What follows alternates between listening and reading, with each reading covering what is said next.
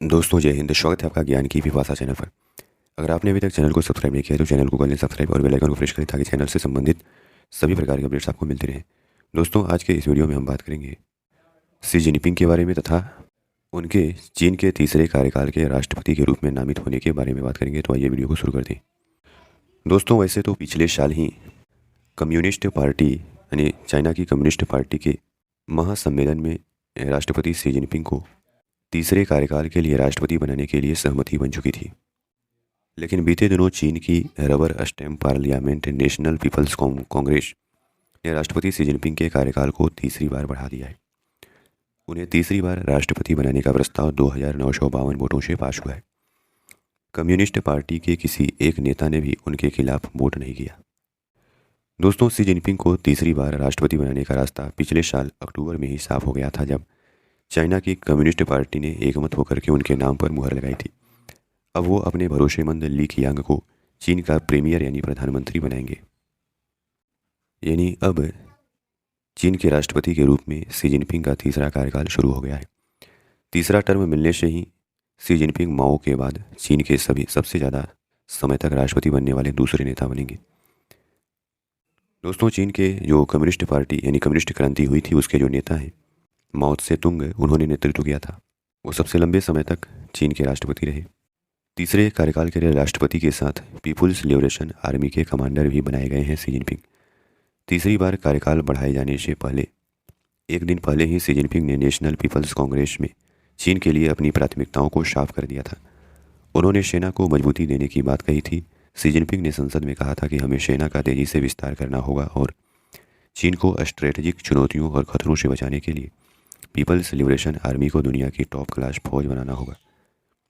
दोस्तों चीन के अभी तक के इतिहास में चीन में कौन कौन से नेता हुए। 1949 चीन की क्रांति सफल हुई थी। उसके बाद 1949 से 76 तक माओ त्से-तुंग। उसके बाद 1976 से 89 तक डेंग सियाओपिंग। फिर 1989 से 2002 तक जियांग जेमिन। 2002 से 2012 तक हू जिताओ और 2012 से शी जिनपिंग है।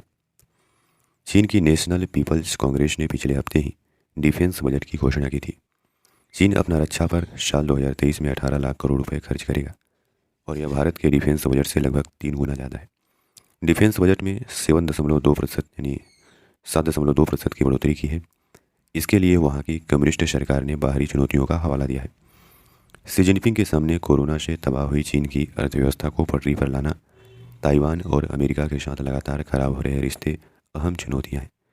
2012 में जब शी जिनपिंग पहली बार सत्ता में आए थे उस समय उन्होंने चाइनीज ड्रीम को पूरा करने वाली चीन को दुनिया की बड़ी ताकत बनाने की बात कही थी। तब से उनका मेन फोकस चीनी सेना यानी पीपुल्स लिबरेशन आर्मी की ओर मजबूत बनाने पर रहा है। शी जिनपिंग के सामने कौन कौन से चैलेंज हो सकते हैं, तो विशेषज्ञों का कहना है कि देश में कमज़ोर होती इकोनॉमी, बेकाबू कोविड-19 और उइगर मुसलमान का मसला, आय में असमानता, पर्यावरण संतुलन, जमीन अधिग्रहण, फूड सेफ्टी, कंज्यूमर प्रोडक्शन। विदेशों में क्या चुनौतियाँ आ सकती हैं। साउथ चाइना सी टकराव, बेल्ट एंड रोड इनिशिएटिव को चैलेंज, हांगकांग में लोकतंत्र समर्थकों का आंदोलन, ताइवान मामले में यूएस से सीधी चुनौती, चीनी कंपनियों पर जासूसी के आरोप और भारत समेत कई पड़ोसियों से सीमा विवाद, गरीब देशों को कर्ज जाल में फंसाने का आरोप, एप्पल समेत कई बड़ी कंपनियों का चीन से छोड़ना। साउथ चाइना मॉर्निंग पोस्ट की रिपोर्ट के मुताबिक शी जिनपिंग चीन के सबसे ताकतवर व्यक्ति हैं। उन्हें ये सारी ताकत राष्ट्रपति होने की वजह से नहीं बल्कि चीन की कम्युनिस्ट पार्टी का जनरल सेक्रेटरी होने की वजह से मिली हुई है।